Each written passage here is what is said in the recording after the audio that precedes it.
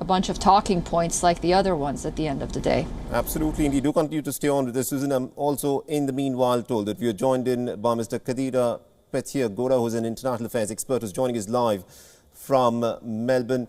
Mr. Pethier-Gora, this, of course, is something that we've been talking about for several weeks now. The Russian troop buildup had been happening since the month of November last year.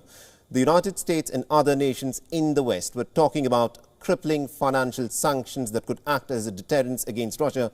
But quite clearly, from what has unfolded in the last few hours, with the Russian armor beginning to roll into Donbas and Vladimir Putin announcing a military operation in the Donbas region, the deterrence that the West was trying to put together has quite clearly failed.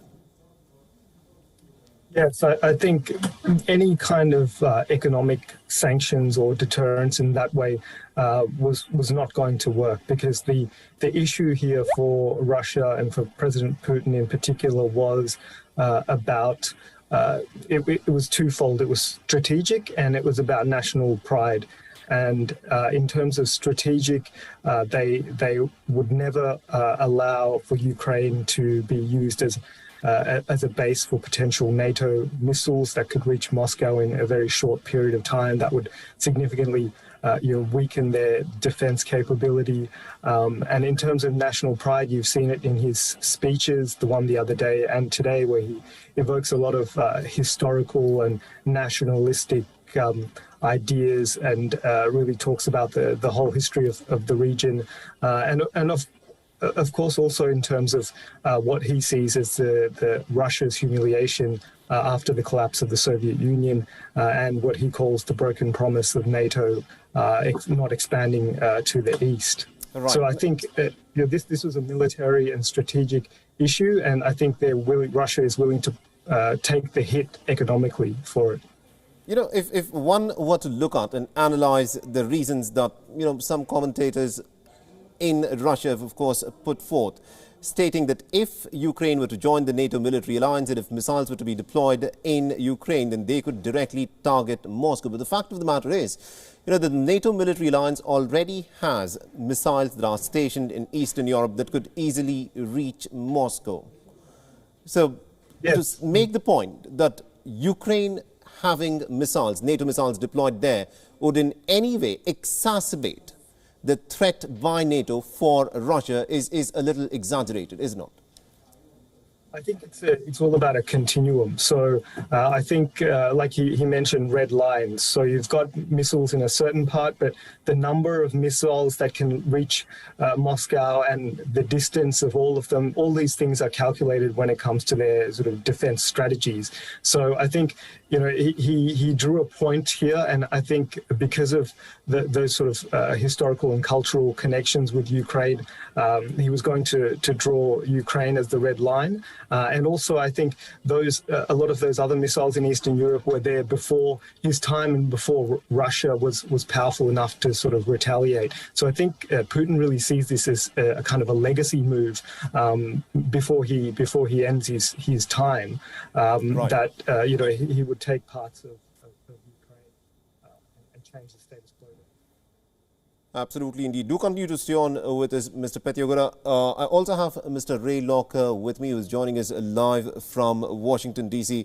Mr. Locker, as things stand, a lot has now changed in the last few hours. Commentators are, of course, describing this as a Russian attempt to rewrite the security order in Eastern Europe. Now, the United States, along with its NATO military alliance, had tried to put in place a certain framework of its own defense systems. But with what Russia is now trying to do in Ukraine, it is trying to rewrite the security framework in Europe.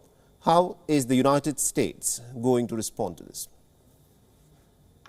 Well, I don't know with absolute certainty what the United States will do, but we've seen indications that we're going to shore up our allies in the Baltics, move more troops in there.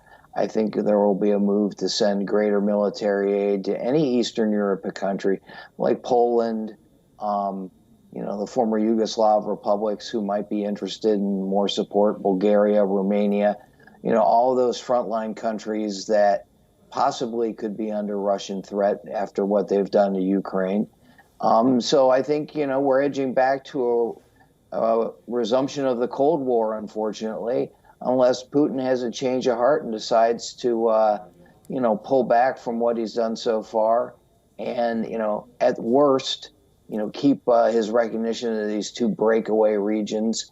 Right.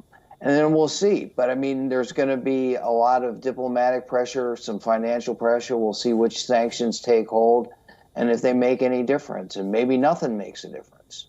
Absolutely, indeed. And my last question to you, Mr. Locker, is the United States, for its own reasons, has shown reluctance in putting boots on the ground in this conflict.